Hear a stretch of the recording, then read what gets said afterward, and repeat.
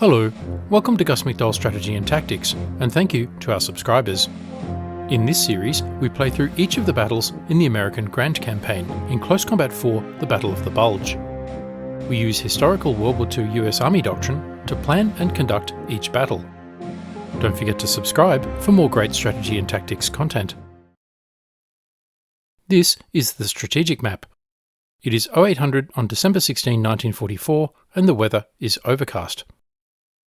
US forces have no air support, no artillery, and no supply drops.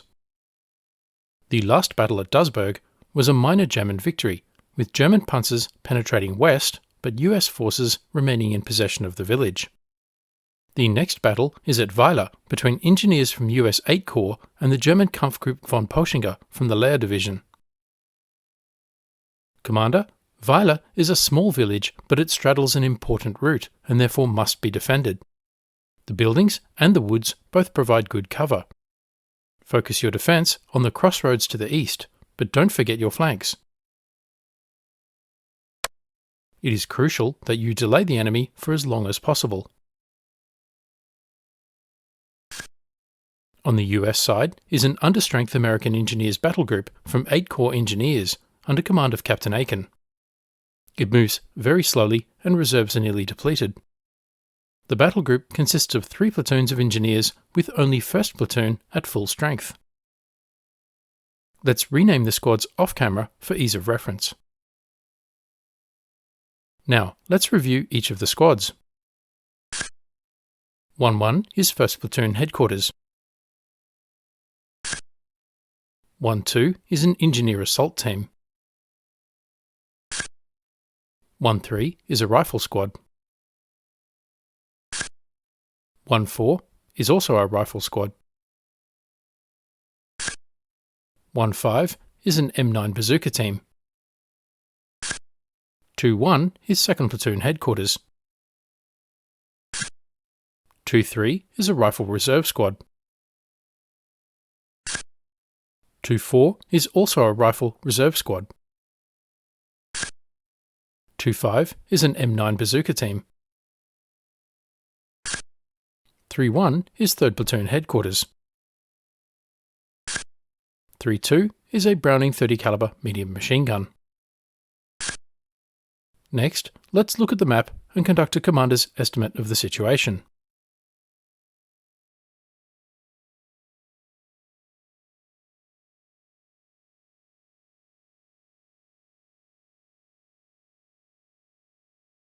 Our mission is to guard against an enemy advance through Weiler.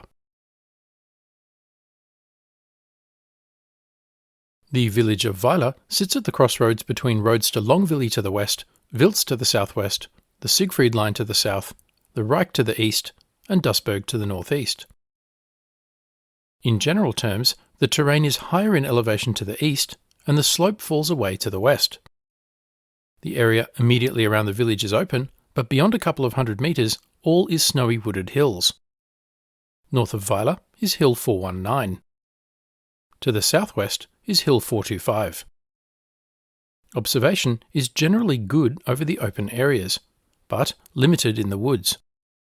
The woods provide good concealment, particularly for dug-in infantry, but only limited cover. The wooden buildings in the village are not much better. The wooded hills restrict vehicle movement to the roads and open fields, although infantry have no such constraints. As such, the crossroads to the east and the T-junction to the west are both key terrain. Both locations control movement beyond the village. Avenues of approach from the east include the road and open fields for vehicles, and for infantry, through the woods on the slope of Hill 419 or through the woods to the south. Approaching Weiler is Kampfgruppe von Poschinger from the Lehr division, a panzer training formation. So, we can expect the Germans to bring at least a troop of panzers along with half-tracks and supporting infantry. It is almost certain that the German panzers and half-tracks will advance along the road and through the open areas around the village. The Germans could use smoke to blind the buildings as they move over open ground. German infantry could support this thrust in any of 3 ways. First, moving with the panzers and occupying the village buildings. Second, outflanking the village to the north on the forward slope of Hill 419. or third, outflanking the village to the south through the woods and over the ridge, thus clearing the surrounding woods. However, the big unknown is whether the Germans will turn north to Longville or south to Wiltz at the T-junction. So, the Americans can target the Germans in the open and as they move from the crossroads through the village, and can target their movement from the T-junction down either of the roads to the north or south. The Understrength Engineer Company is facing panzers but has no anti-tank guns, just 2 bazookas and a flamethrower. The primary role of engineers is not to fight as infantry, but to construct or demolish obstacles. But the engineers have no defensive stores, such as anti-tank mines or barbed wire, or even fallen logs across the road. So, there are no good options. The first course of action is for the Americans to put all their assets forward and maximise their firepower into the engagement area, particularly the crossroads to the east. 1st and 2nd Platoon would occupy the village buildings to force German infantry to move in the open. The bazooka teams would engage the panzers. Meanwhile, the rest of the infantry would engage dismounted infantry. The medium machine gun from 3rd Platoon in the woods to the right would fire across the front of the company position on any German infantry in the open. This plan would aim to delay the Germans and buy time. However, the geometry favours the attacker, who can bring fire to bear on the village buildings from multiple angles at the same time. The Americans would find it difficult to withdraw under cover. And if the Germans get past the village, there is no stopping their advance.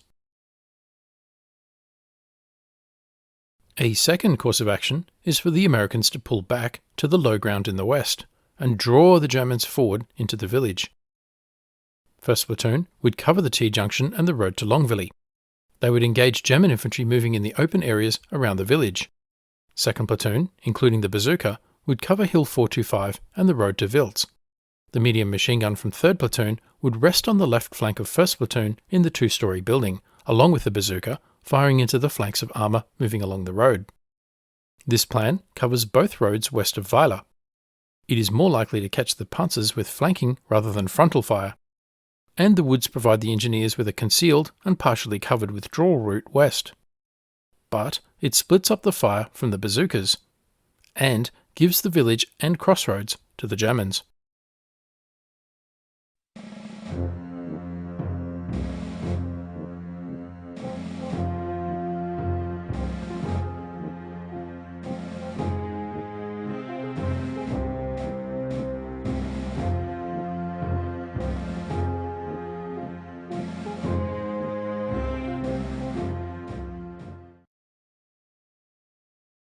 I have made my decision and have placed the platoons and squads in position.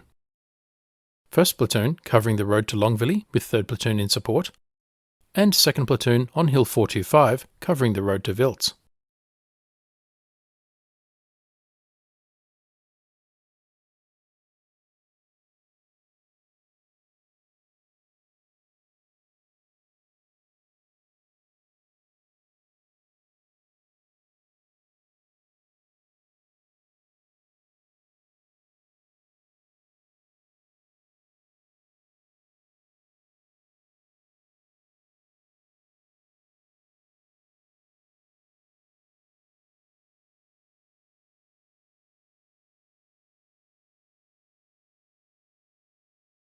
And so we begin.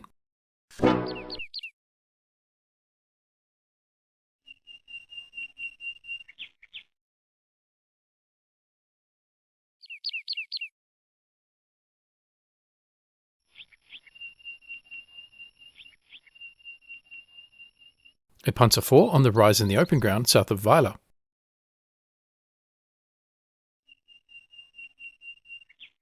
No sign of other German forces.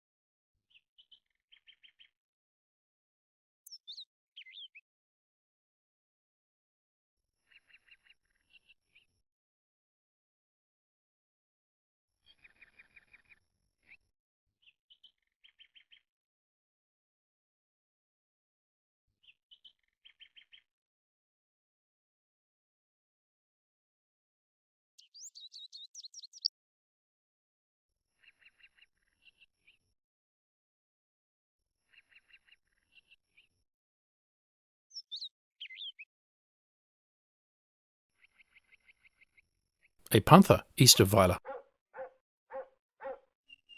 and a Sonderkraftfahrzeug 251.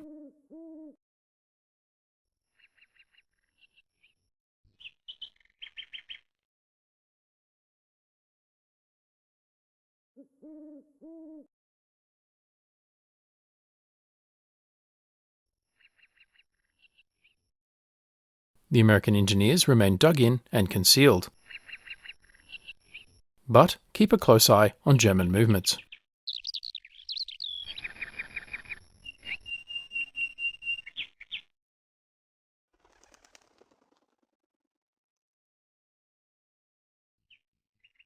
Right-clicking on the map displays terrain detail in yellow text on the bottom left.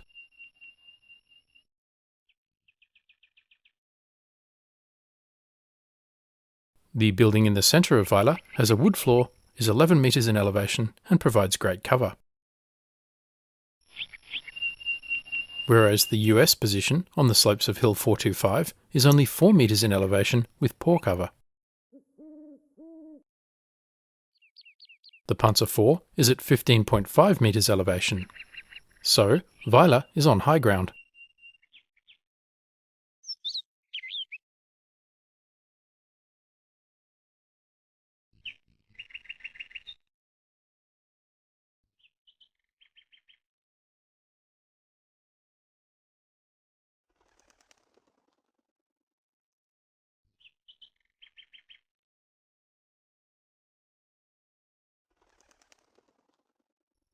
The Germans do not appear to be advancing.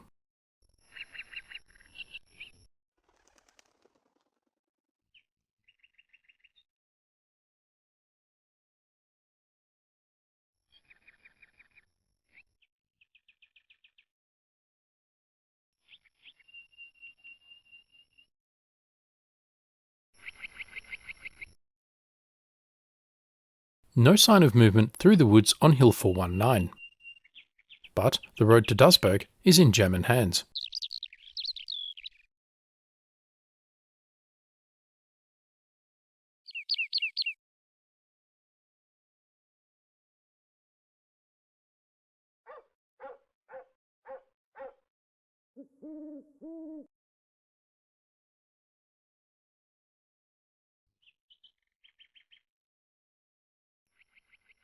Satisfied there are no Americans, German armour starts to move.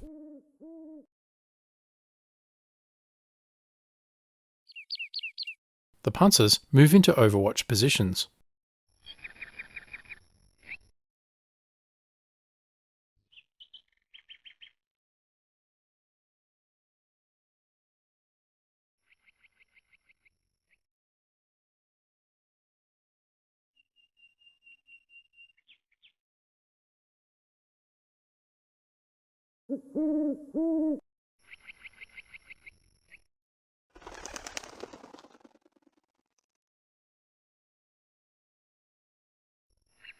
German infantry, advancing through the woods on Hill 419,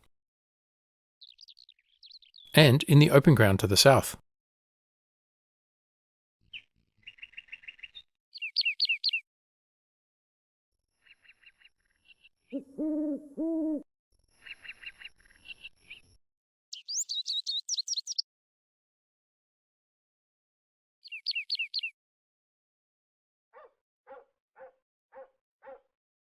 The Americans continue to hold their fire.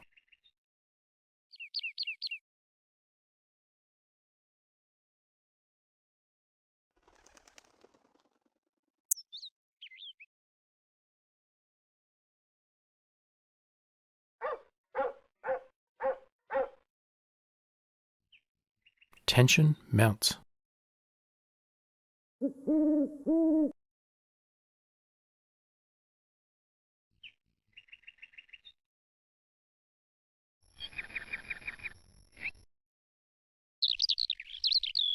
More infantry move up.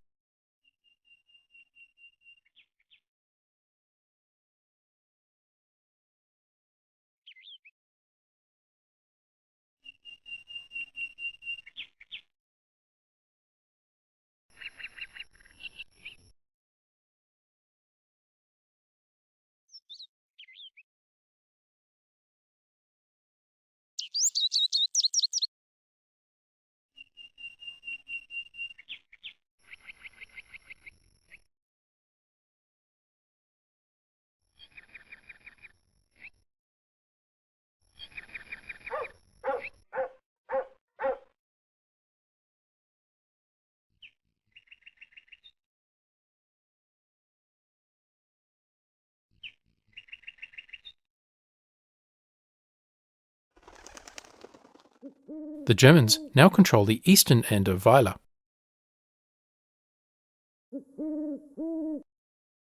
The prominent wooden two-storey building has 17 metres elevation, but poor cover. Another Panzer IV. And another Panther.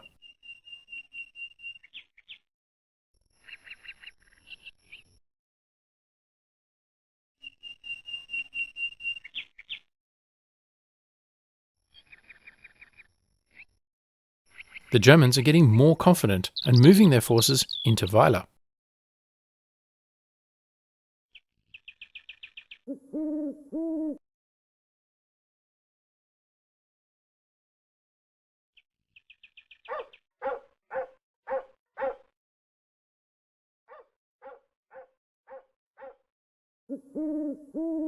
A third Panther. This will be a tough fight. 5 tanks in total. But the Germans have overextended. Sterling, on the bazooka, has a shot at 60 metres, but against frontal armour, and holds off.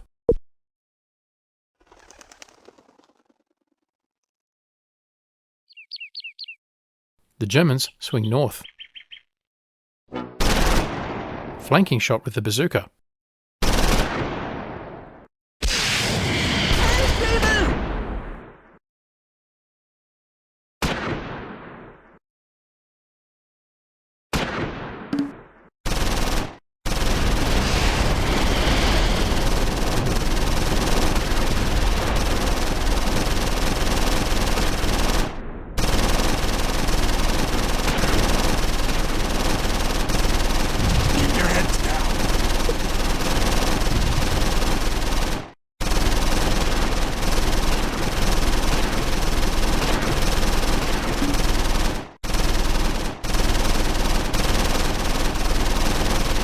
The medium machine gun has drawn fire and popped smoke.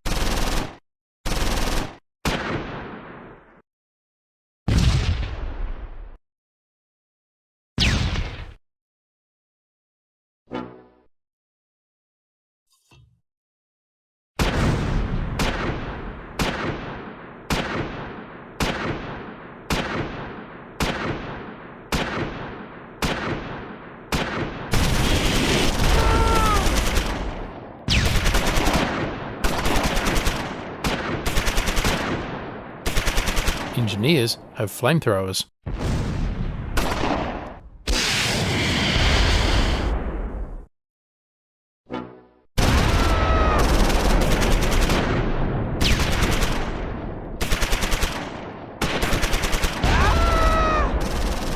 The Germans have swung north to the American left flank. Target out of range.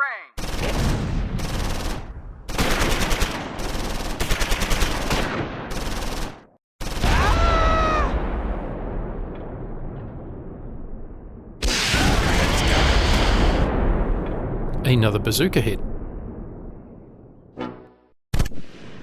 Sterling runs out of bazooka ammunition. He has scored 4 hits with no effect. Only Kidd is left from the engineer assault team. The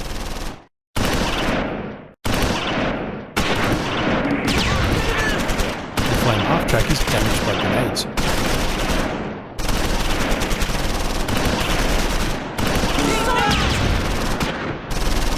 Kidd is killed. The flame half-track is immobilized, its weapon useless.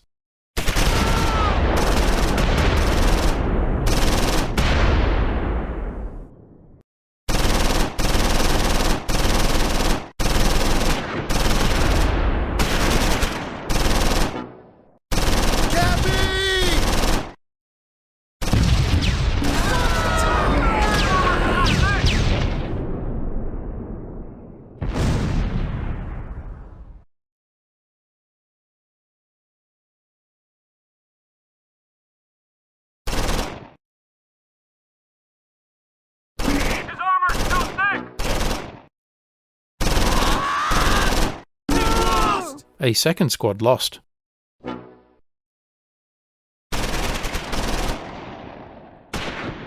The The depth squads open up on infantry in the open.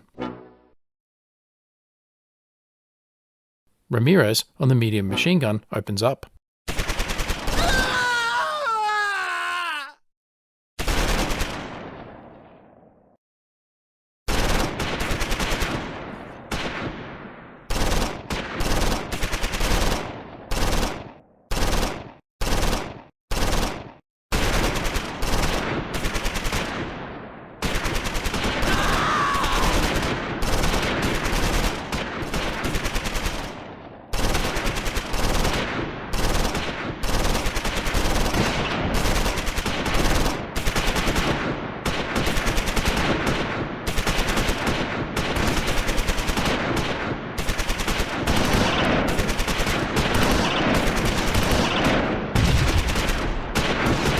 Sterling throws smoke and pulls back to the woods. His work done.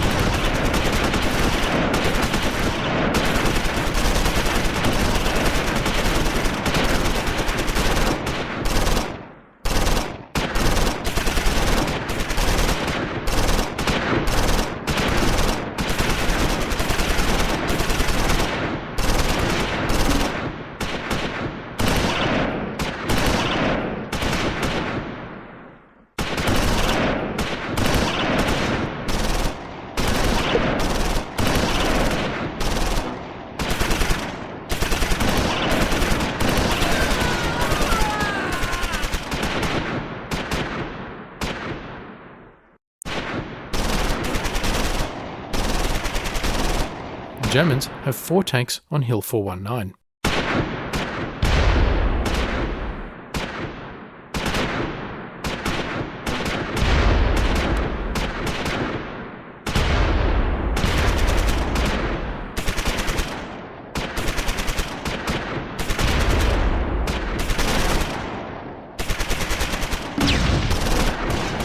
The Panther is damaged.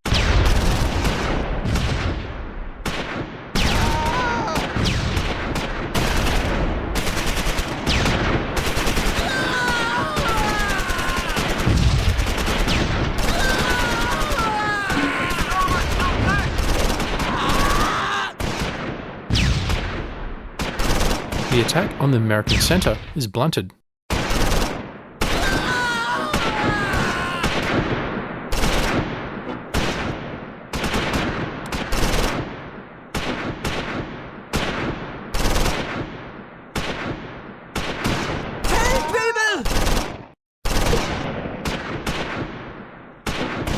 But the Germans press their attack on the left.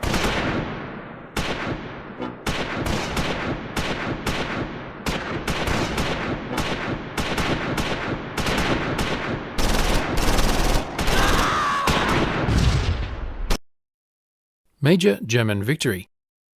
The battle ended because time ran out.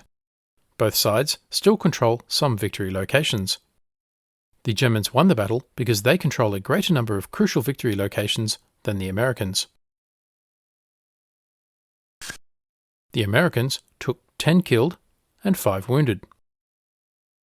The Germans took 11 killed, 5 wounded, and 2 tanks damaged. Let's examine the American squads.